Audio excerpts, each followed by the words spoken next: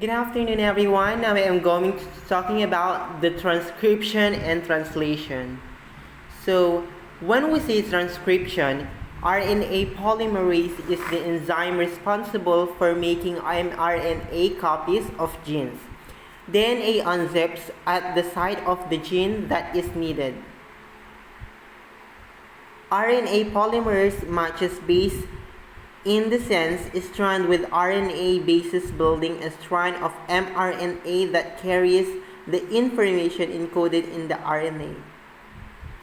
Encoded in DNA is a signal telling RNA polymerase where to stop. Transcription ends at that point. So this is the image of transcription. After termination, the DNA completely rewinds into a double helix.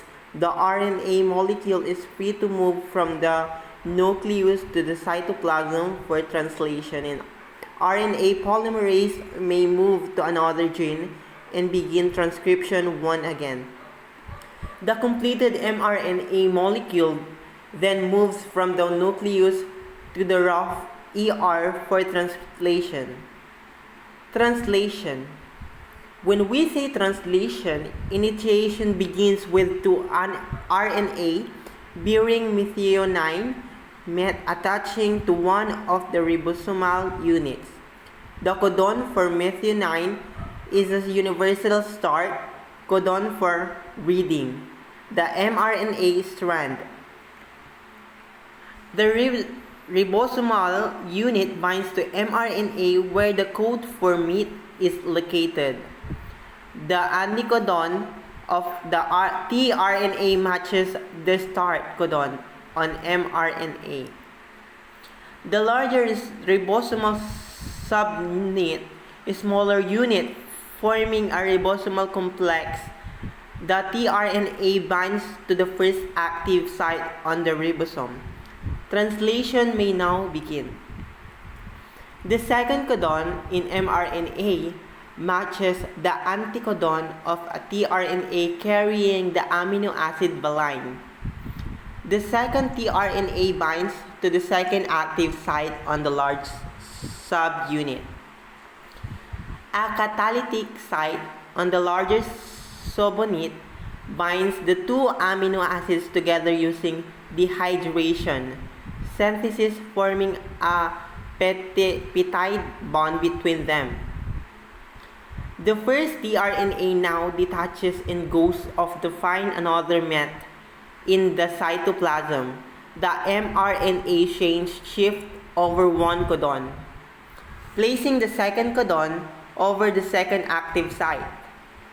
A tRNA with an anticodon matching the exposed codon moves onto the ribosome.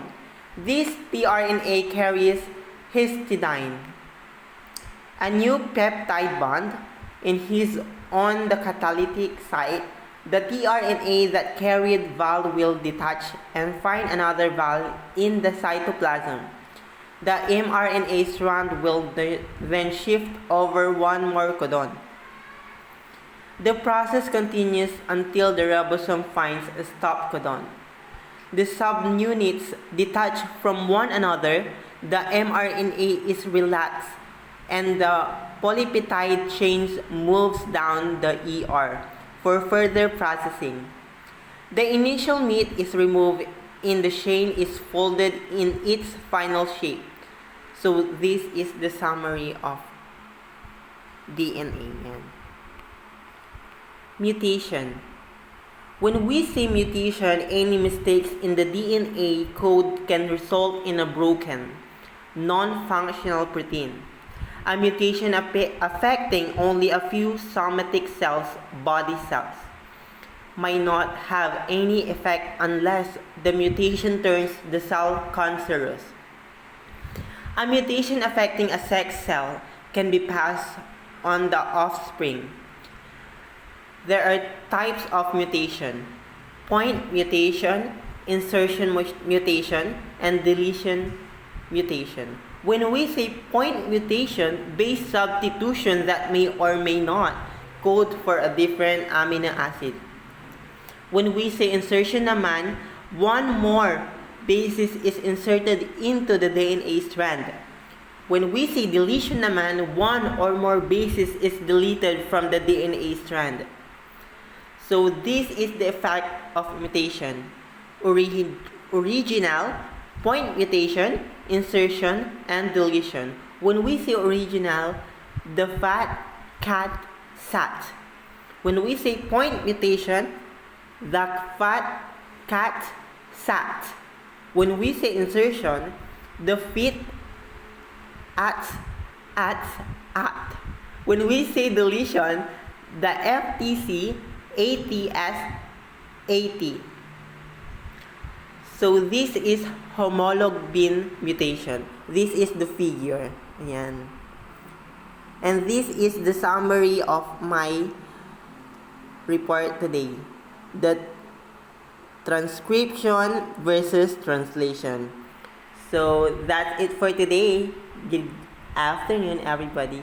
Thank you.